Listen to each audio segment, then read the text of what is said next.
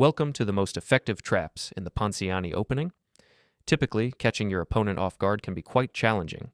It starts with pawn to e4, pawn to e5, knight to f3, and knight to c6.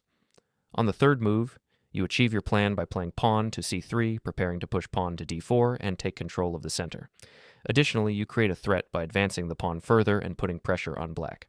At this point, your opponent will typically choose between a few standard moves, and we will go through them one by one so that you are fully prepared. Surprisingly, the second most played move here is bishop to c5, drawing a comparison to the Italian game. However, in this position, it is completely incorrect because it allows you to gain an extra tempo by playing pawn to d4. You are going to play this move anyway, but now it also attacks the bishop. After the exchange, your opponent must relocate the bishop, and they need to be very cautious. If the bishop simply retreats, you can continue advancing the pawn, forcing the knight to move as well. Typically, black will try to check your king with bishop to b4.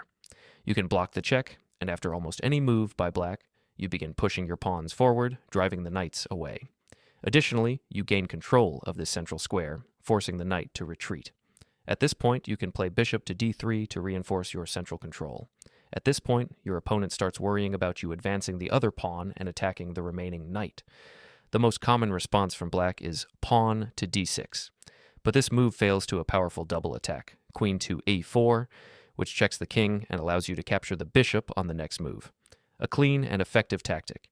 Even if your opponent avoids this trap, saving the game remains difficult, and they are already in a very bad position. If they decide not to play pawn to d6 to avoid the double attack, and instead castle kingside, thinking it's a safe move, you can then execute your main plan, pushing the pawn forward and attacking the knight. Your opponent might still feel confident, believing they can capture the pawn on d5 by taking advantage of the pin. However, they overlook a brilliant sacrifice that lures the king out into the open. Once the king is exposed, you launch a powerful attack using a typical attacking pattern.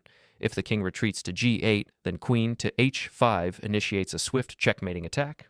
On the other hand, if your opponent pushes the king forward, it becomes extremely vulnerable, allowing you to deliver a winning attack, perhaps even with a stylish double check. Clearly, developing their bishop in this position was a mistake, as it only gives you an extra tempo to advance your central control. Now, let's move on to the main line, knight to f6. Developing a knight, a solid move played by both grandmasters and amateur players alike. What should you do here? You should still push pawn to d4, striking at the center. In most cases, black will capture the pawn, and while they expect you to recapture immediately, instead, you play the crucial in-between move, pawn to e5. This not only disrupts the knight, but also intensifies your attack. Of course, advancing your pawns will soon force the knight to move, which we'll discuss in a moment. However, another tempting option for black is to play queen to e7, pinning your pawn and attacking it with both the queen and knight. At first glance, this move seems promising for black, but it backfires significantly if you know how to exploit it. First, you recapture the pawn on d4, which also reinforces your other pawn on e5. As black applies additional pressure by attacking the pawn again, taking advantage of the pin and intending to capture it, you respond with a counterpin using your bishop.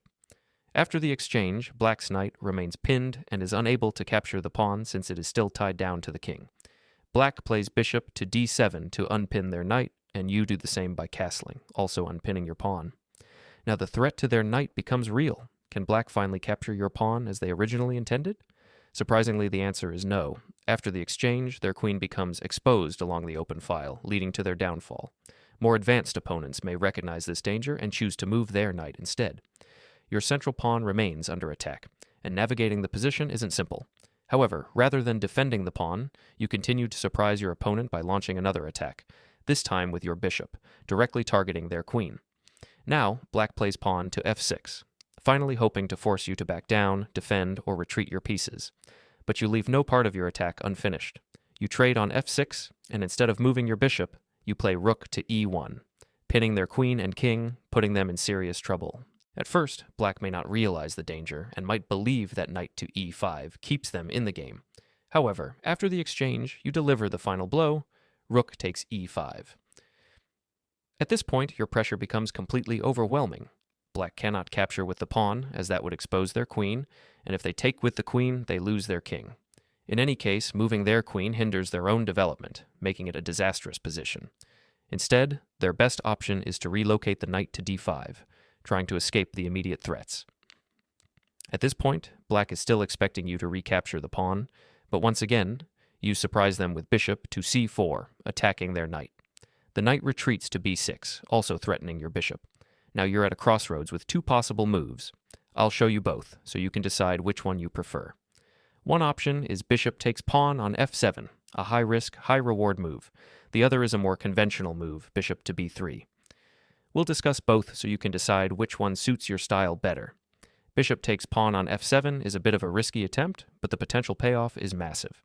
You continue by delivering a check to their king, forcing them to move the king back to g8, where it feels relatively safe, almost like castling. However, there's one major flaw. Queen to b3 essentially wins the game right away. Black is forced to defend, and now the pawn becomes incredibly powerful, leading you to victory. Some might argue that if black moves their king to e8 instead of g8, Stockfish suggests that black is winning. But I would argue that, especially in blitz, this position remains very playable for white. Even though black is up a piece, if white castles and you look at the actual win rate, white wins far more games in this position. Theoretically, black is winning, but their king is exposed and has moved back and forth, which means they have effectively lost the right to castle. Now, what can black do? If they trade on c3, it helps you develop your pieces, and you already have a lead in development. If they capture the pawn on e5, it exposes their king along the open file. A natural move like pawn to h6, trying to kick your knight away from g5, fails immediately to queen to h5, which sets up a counterattack leading to a quick checkmate. That being said, while the bishop sacrifice is tempting, it's objectively not a good idea and should be avoided in serious tournament games. You play bishop to b3, putting pressure on black's central pawn.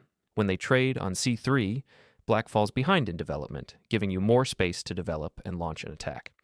Now, black's position becomes increasingly uncomfortable. In most cases, black plays bishop to b4, a tempting but flawed move, as they prepare to castle. They are pinning your knight, which seems like a strong move. However, after both sides castle, if you take a moment to look at the board, you'll notice that the king side is virtually abandoned. Most of black's pieces are positioned on the queen side, leaving their king highly vulnerable. This creates an opportunity for a swift attack with your knight to g5, which presents significant problems for your opponent. Theoretically, Stockfish might find a way to defend, but for a human, this is a daunting challenge.